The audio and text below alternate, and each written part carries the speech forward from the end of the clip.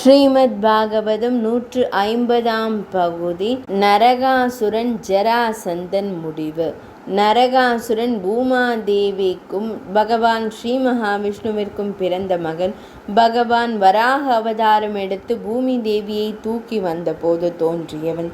அசுரனுக்கே உள்ள ஆற்றலாலும் தவம் செய்து பெற்ற வரத்தாலும் தன்னை எதிர்க்க யாருமில்லை என்று ஆணவம் கொண்டான் நரகாசுரன். அதுவும் தவிர பகவான் ஸ்ரீ மகாவிஷ்ணு பூமாதேவிக்கு தந்த வைஷ்ணவாஸ்திரம் என்கிற அதிசக்தி வாய்ந்த அஸ்திரம் அவன் வசம் இருந்தது. இத்துடன் பகவான் ஸ்ரீ மகாவிஷ்ணுவை தவிர வேறு யாராலும் அவனை அழிக்க முடியாது என்கிற வரமும் கூடுதல் பலம் சேர்க்க அவனை வெல்ல யாராலும் இயலவில்லை. அவனுடைய வல்லமையை கண்டு உலகங்களும் நடுங்க வேண்டும் என்பதற்காகவே தேவலோகத்தின் மீது படையெடுத்தான் நரகாசுரன். தேவேந்திரனை வென்று அவனுடைய தேவேந்திர பதவியை இந்திர பதவியை கைப்பற்றியதோடு மட்டுமல்லாமல் வருணனின் வெண்கொற்ற குடையையும் தேவேந்திரனின் தாயான அன்னை அதிதி தேவியின் குண்டலங்களையும் கவர்ந்து கொண்டு வந்துவிட்டான். நரகாசுரனின் தாயான பூமாதேவி அவனுக்கு எத்தனையோ விதத்தில் புத்திமதி கூறி பார்த்தும் அவன் கேட்கவில்லை.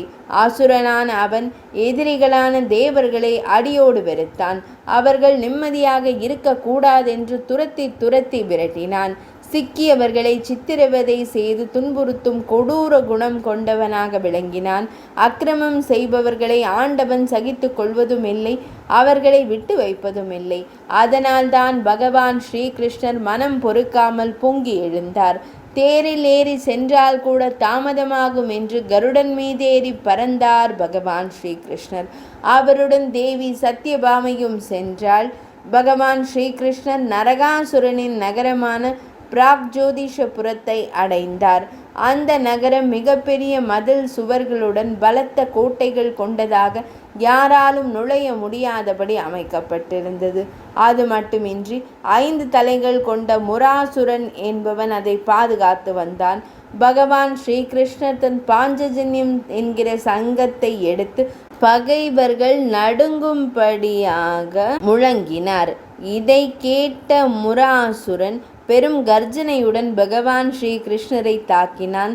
5 வாய்கள் மூலம் அக்னியை உமிழ்ந்தும் பலவிதமான அஸ்திரங்களை எய்தும் பகவான் ஸ்ரீகிருஷ்ணருடன் போரிட்டான்.